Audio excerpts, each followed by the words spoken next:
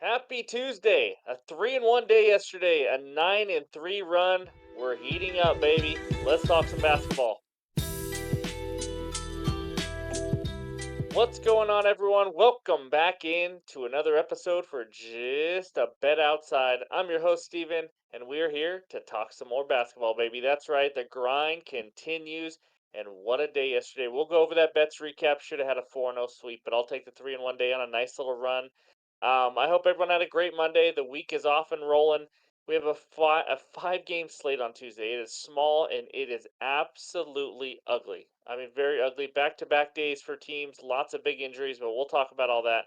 Before we get into all that, if you want to be a Jabbo MVP, just to help support the channel, if we've given you any value, entertainment, help with your betting, anything like that, it's only $2.99 a month. You get badges, emojis, prioritized replies, shout outs, things like that. It's really to help this channel. We appreciate everyone that has already done that. So, our Pebble Beach preview. That's right, the golf tournament coming up this weekend, and the best bets of that video will be out late Tuesday night. So stay tuned for that. We also have a money giveaway in that for $40 for your chance to win. So go check that out. That will be out later tonight. So that'll be a lot of fun. But it's time for Tuesday talk, and we usually ask like your favorite dunker, your favorite team, all that. You know what? We're asking a personal question today, just because I felt like it, and my brain works weird at 11 p.m. So here we go. Today's question. Leave a comment below. Your least favorite food. That's it. Simple. I want to know your least favorite food. It just helps me get to know everybody in this community. I'm going to tell you my two least favorite, and it's absolutely the easiest answer I've ever given. It is celery and it is olives. They are awful. I do like olive oil. Don't ask me. It's different. You know it's different. But and don't tell me also that celery tastes like water. Just don't. I'm over that.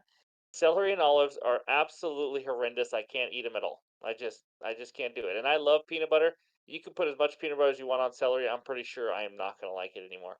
Anyways, leave a comment below. That's the question. It's random, but let's have some fun. So, in this video, yesterday's recap, and that's going to be a fun one to talk about. And then we got shooting guard day, defenses that give up the most points, the most rebounds, and the most assists to the shooting guard position. And then I'll give you my best bets. But I'm going to be honest with you, it is one best bet. 5 games right now, and not a lot is out. I'm not someone who wants to force it. I'll have another added pin comment, but I will have two leans also in this video for you.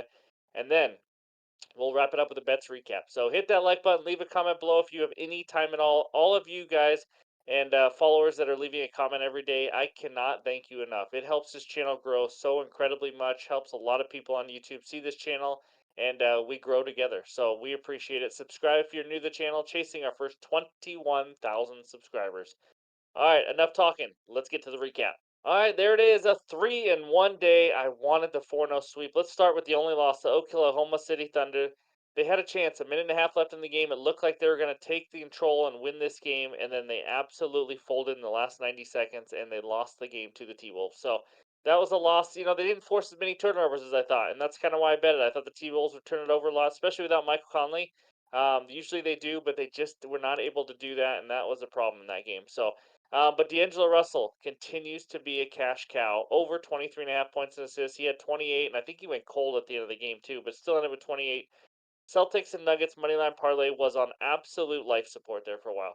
At one point, the Celtics were down like 10 in the fourth quarter, and the Nuggets were down like 15 in the first quarter. And I even said in Discord, we are on life support. It is not looking good. Celtics storm back in the fourth quarter and beat the Pelicans, and the Nuggets win a nice, close, tight game against the Milwaukee Bucks, and that was a beauty for a plus 103 moneyline parlay winner. My added play, it was another game bet. Grizzlies plus 10 and OMG. Guys, the Grizzlies had a lead in the fourth quarter and then it got extremely tight. That's how quick a 10-point spread can just fall apart in the NBA. It can just take a few minutes. It's insane. But the Grizzlies up 8 with like 11 seconds to go. Sorry, Grizzlies down 8 with 11 seconds to go. They miss a shot. You think the Kings are gonna get a rebound, dribble it out, game over. The Grizzlies decided to foul. Why do you foul with 12 seconds left down 8? I don't understand. It's just a habit, I guess. It almost blew it. The De'Aaron Fox goes to the line, makes the first one, misses the second, and that's the ball game. Grizzlies lose by 9. Thank you, De'Aaron Fox. Otherwise, it would have been a push. Would have been a loss still, but that would have been very frustrating. But either way, we're on a roll on those non-player props. Let's see, we're on a 4-1 run without them. Now we are on a 6-2 run in the last 8 non-player prop bets. So 9-3 run. Let's see if we can keep it rolling. Overall record now over 11 units, trickling up there 113 and 102 and plus 11.36 units. So let's see if we can keep the roll going. But before we get into that best bet and the two leans, let's talk some shooting guards. All right, not a lot of matchups here because there's only 5 games, like I mentioned. But on the left, the 10 teams giving up the most points to the shooting guard position.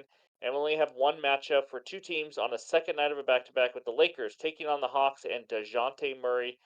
Guys, you're going to see some of these that are just tough. I mean, these positions are tough to pick, so make sure you guys, you know, analyze it and what you guys think position some players are. Because Scotty Barnes, I've seen it shooting guard, point guard, power forward, and there's some of these players that do the same. Dejounte Murray plays point guard when he's not with Trey Young, so things like that.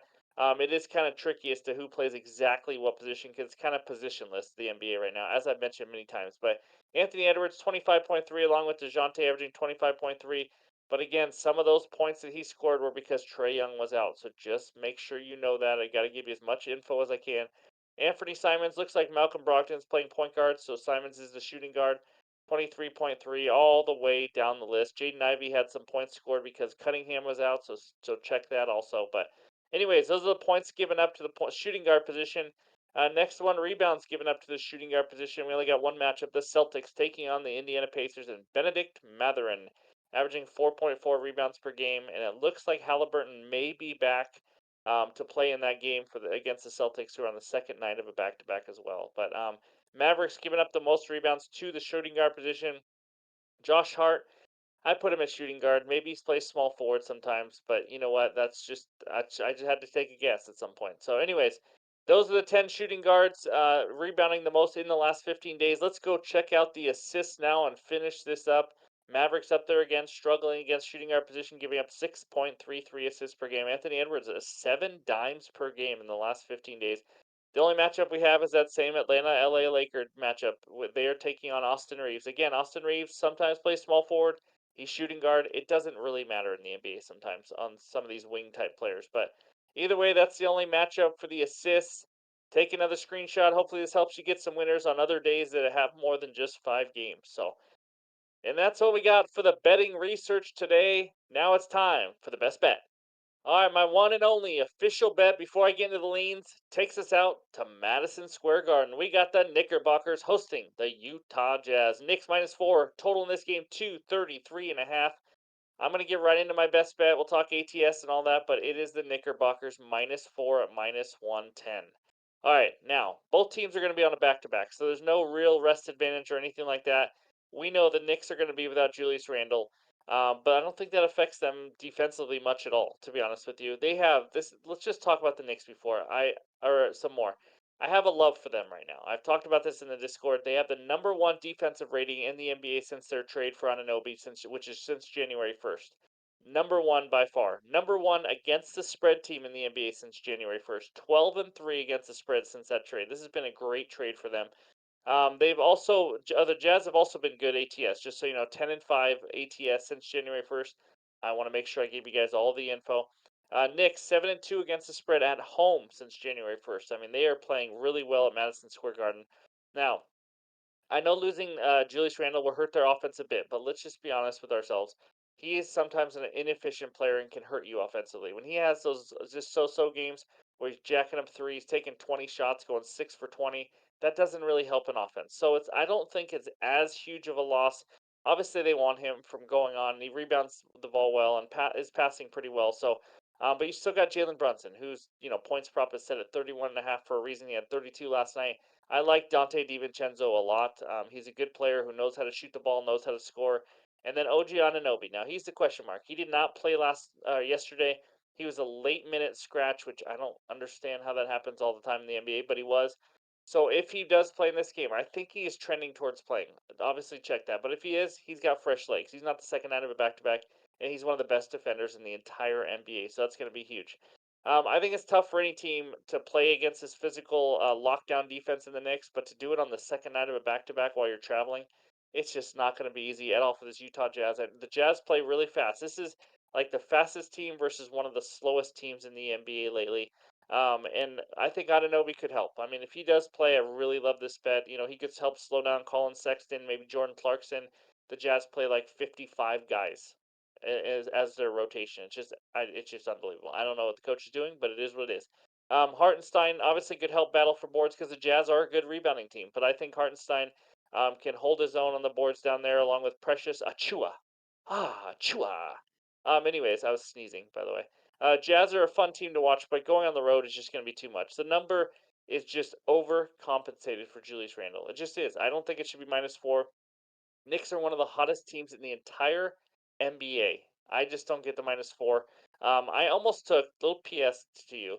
I almost took the Knicks money line and the under in this game as the same game parlay. It was like +200 or over +200, but I played it safe, of course, because the under for the Knicks since this trade they've gone under in 13 of 15 games. It's been absolutely unbelievable.